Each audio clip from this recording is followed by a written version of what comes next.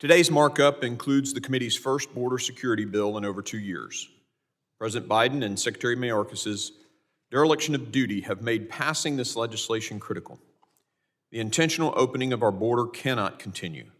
The previous administration left tools in place for the current administration to continue securing our border.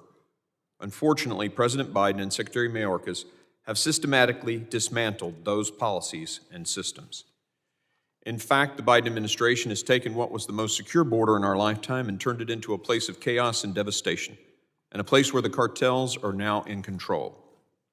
When coupled with the work of our colleagues on the Judiciary Committee, this bill will force the administration to enforce the law, secure the border, and reduce migration once again. The committee has spent months meticulously crafting a solution to address the self-inflicted intentional crisis at our borders. With the input of my Republican colleagues on the committee and across the conference, as well as everyday Americans from across this great country, Border Patrol agents, victims of illegal alien crime and drug crises, business owners, state and local law enforcement, and farmers and ranchers, we've taken the time and put in the effort to fully understand the record-breaking humanitarian border crisis that President Biden and Secretary Mayorkas intentionally created. The numbers are overwhelming. More than 5 million encounters at the southwest border since President Biden took office. As I've said before, twice what the previous two administrations combined. 1.4 million known gotaways since February of 2021. 193 aliens on the terrorist watch list encountered along the southwest border between FY21 and FY23 year to date. Over 14,000 pounds of fentanyl seized in 23, enough to kill the entire U.S. population 9.5 times over, and that's just what we've captured. 61,390 criminal aliens arrested by CBP attempting to cross the U.S. border since the beginning of FY21. The refusal of the Biden administration to admit its policies have failed to secure our borders is why all my Republican colleagues on the committee and I introduced the Border Reinforcement Act of 2023. Through multiple visits to the border, as well as hearings, briefings, and conversations throughout the country, Americans across the political spectrum made one thing clear. The crux of the border crisis is concentrated between ports of entry. The Biden-Mayorkas border crisis has turned every state in our union into a border state. From a record number of fentanyl deaths to rising crime, it is the cities and communities across America that are bearing the brunt of the Biden administration's open borders and anti-security policies. And these policies are enriching and emboldening drug cartels who increasingly threaten the safety and security of Americans. It cannot continue. This administration has both intentionally created the conditions and refused to acknowledge the severity of the crisis. And America has had enough. The Border Reinforcement Act seeks to address the immediate impact of the crisis by focusing on mitigating and stopping the surge of aliens and drugs flowing across our U.S. border between ports of entry. This bill is just the start. With the work of our colleagues in the Judiciary Committee and others, this effort will address the problem in its entirety. These bills must move together. I want to highlight a few pieces of the bill. First, the bill addresses border wall construction. Since the U.S. Border Patrol began building the border wall system over 30 years ago, we've heard from agents on the ground that effective physical infrastructure is needed to meet the challenges of a dynamic border threat environment. The border barrier system has proven to be a critical component in deterring and discouraging illegal border crossers.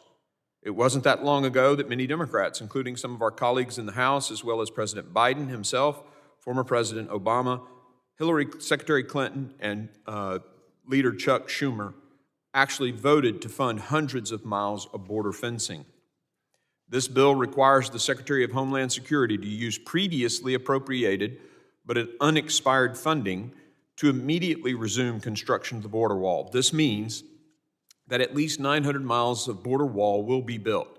The American people have already paid for the materials, but under this president, we're paying interest on them to lie unused and deteriorate in the desert. U.S. Border Patrol would also benefit from integrating new, advanced, and improved technologies into its operations. This bill makes targeted investments in border technologies to supplement the border wall system and our frontline personnel. The bill also requires the Commissioner of Customs and Border Patrol to develop a technology investment plan to identify capability gaps and security risks at and between ports of entry along the borders of the United States. Border Patrol agents are leaving at a faster rate than CBP Commissioner can hire them. Under the Biden administration, Border Patrol agents are stretched thin, both physically and mentally. They're overwhelmed and overworked. CBP agents are leaving before reaching their retirement eligibility because of poor working conditions and low morale due to horrendous lack of support from the administration. During the committee's field hearing on March the 15th, Border Patrol Chief Raul Ortiz testified that he needed approximately 22,000 agents to achieve Border Patrol's mission. The Border Reinforcement Act aims to do exactly that by mandating that CBP expand its force by an additional 3,000 agents to reach a total of 22,000. The bill also aims to return agents back to their law enforcement duties in the field by ensuring they're not responsible for serving as processing coordinators, or something that the Biden administration is forcing them to do, which has led to a major retention challenge for Border Patrol. To address these challenges, the bill includes a retention bonus for frontline Border Patrol agents serving at the southwest and northern and maritime border sectors. We strongly support and appreciate the work agents do every day to keep our homeland secure.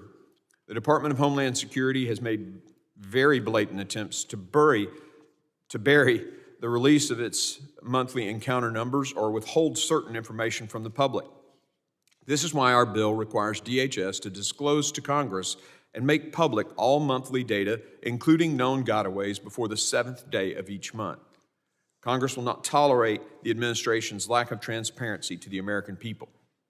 To further enhance border security measures, this bill increases support for Operation Stone Garden, a grant program that provides funds to state and local and tribal law enforcement agencies that are also dealing with the effects of this crisis. Last year, Republicans made a commitment to America to secure our borders, protect our nation, and safeguard our communities. I made that same commitment during last week's hearing with Secretary Mayorkas. I'm pleased to say today, Republicans are delivering on that promise. The Biden and Mayorkas border crisis is a national security threat that must be addressed immediately. I encourage my colleagues to join me in voting for this important legislation.